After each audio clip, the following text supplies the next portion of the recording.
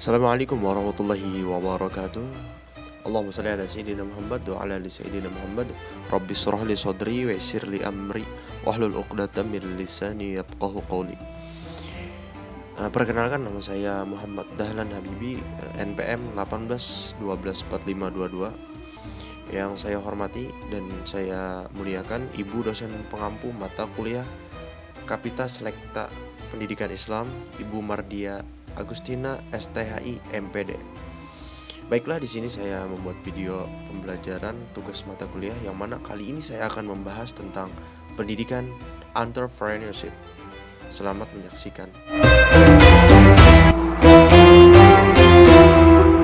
Baiklah, di sini saya akan menjelaskan secara umum terlebih dahulu apa sih pendidikan entrepreneurship itu. Nah, jadi di sini pendidikan entrepreneurship ini berbicara tentang pendidikan berwirausaha atau kewirausahaan. Yang mana pendidikan entrepreneurship ini memiliki peran yang sangat penting, yaitu peran sentral dalam pembangunan suatu bangsa. Entrepreneurship pelakunya disebut dengan entrepreneur.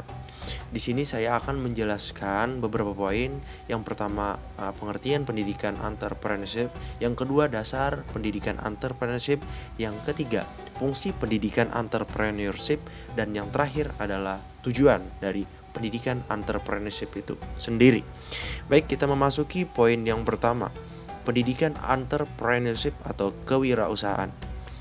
Nah, jadi kata pendidikan secara harfiah atau menurut arti kebahasaan mengandung arti mengembangkan, menumbuhkan, memelihara, dan merawatnya dengan penuh kasih sayang.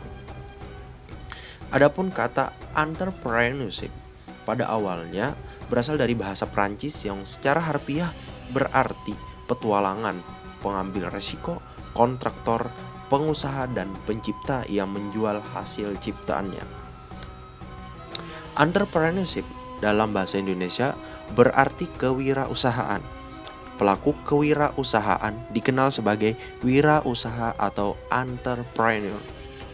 Entrepreneurship merupakan suatu inovasi serta kreativitas untuk menggunakan kesempatan dalam melahirkan perubahan yang menimbulkan nilai positif bagi dirinya maupun orang sekitar. Nah, menurut Kuratko dan Hotgate, entrepreneurship ialah penciptaan berupa inovasi baru dengan 4 dimensi terdiri dari organisasi, lingkungan, individual, serta bantuan keikutsertaan di dalam pemerintahan, lembaga, dan pendidikan. Nah, jadi kita sekarang akan membahas apa sih peran pendidikan entrepreneurship itu. Nah, jadi perannya yang pertama adalah untuk menghindari pengangguran yang tinggi, data jumlah entrepreneurship yang sedikit, dan perekonomian yang tersendat. Yang kedua, mampu menciptakan lebih banyak entrepreneur baru di masa yang akan datang. Nah, jadi di sini peran pendidikan ini adalah dapat menciptakan lebih banyak lagi wirausaha yang akan datang.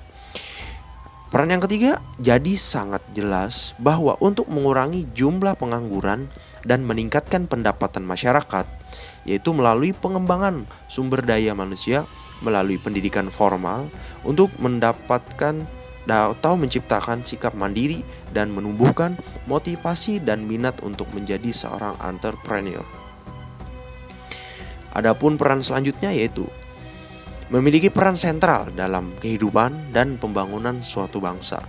Keberadaan kewirausahaan bagi suatu negara menjadi sangat urgent karena turut menentukan gerak dinamika pembangunan yang dilakukan. Pendidikan entrepreneur yang dapat diberikan di perguruan tinggi umumnya menempatkan suatu proses pembelajaran yang menginternalisasikan nilai-nilai entrepreneurship ke dalam pembelajaran sehingga memperoleh suatu hasil berupa pentingnya nilai-nilai dalam membentuknya suatu sifat atau karakter seseorang entrepreneur dalam jiwa seorang mahasiswa. Jadi pendidikan ini juga menentukan gerak dinamika perekonomian suatu bangsa. Kita akan membahas poin kedua, dasar pendidikan entrepreneurship. Nah, jadi dasar pendidikan entrepreneurship ini sudah dicantumkan di dalam Undang-Undang Nomor 20 Tahun 2003 tentang Sistem Pendidikan Nasional Pasal 3 yang menyatakan bahwa pendidikan nasional berfungsi mengembangkan kemampuan dan membentuk watak serta peradaban bangsa yang bermartabat dalam rangka mencerdaskan kehidupan bangsa. Bertujuan untuk mengembangkan potensi peserta didik agar menjadi manusia yang beriman dan bertakwa kepada Tuhan Yang Maha Esa, berakhlak mulia, sehat, berilmu, cakap, kreatif, mandiri, dan menjadi warga negara yang demokratis serta bertanggung jawab. Poin yang ketiga yaitu fungsi pendidikan entrepreneurship. Yang pertama, entrepreneurship memiliki dampak positif bagi suatu perekonomian dan masyarakat. Yang kedua, mampu mengatasi tingkat pengangguran melalui penciptaan lapangan pekerjaan. Yang ketiga, entrepreneurship merupakan mekanisme penting yang mendorong proses seleksi, yaitu menciptakan keragaman pengetahuan yang kemudian berperan penting di dalam pertumbuhan ekonomi. Yang keempat, entrepreneurship berperan dalam mentransformasikan pengetahuan menjadi keragaman. Nah, yang kelima, pendidikan entrepreneurship dapat dimaknai sebagai pendidikan calon pengusaha agar memiliki keberanian, kemandirian, serta keterampilan sehingga meminimalkan kegagalan dalam berusaha.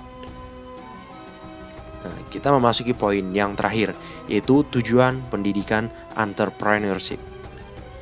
Ada beberapa tujuan kewirausahaan untuk mahasiswa dan dunia pendidikan, yaitu kewirausahaan sangat berguna sebagai bekal masa depan mahasiswa bila ingin berkarir di bidang apapun. Nah, yang kedua adalah tujuannya adalah kewirausahaan bisa menjadi langkah alternatif untuk mencari nafkah dan bertahan hidup. Nah, yang ketiga, agar sukses di dunia kerja atau usaha, tidak cukup orang hanya pandai berbicara. Yang dibutuhkan adalah bukti nyata.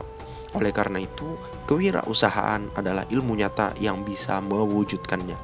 Nah, tidak hanya pandai berbicara atau tidak hanya pandai dalam teori, namun mahasiswa dituntut juga dalam berusaha atau bukti nyata. Tujuan berikutnya adalah memajukan perekonomian Indonesia dan menjadi lokomotif peningkatan kesejahteraan dan kemakmuran bangsa Indonesia. Selanjutnya, meningkatkan pendapatan keluarga dan daerah yang akan berujung pada kemajuan ekonomi bangsa.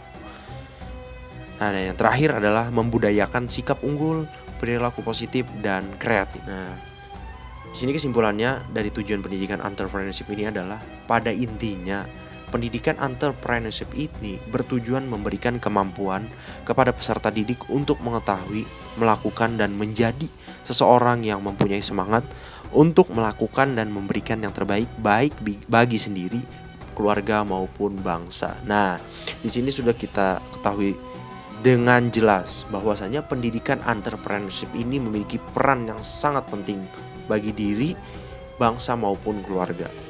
Jadi, kesimpulan pada makalah saya kali ini adalah bahwasanya ilmu kewirausahaan pada dasarnya adalah ilmu penghidupan. Karena kenapa?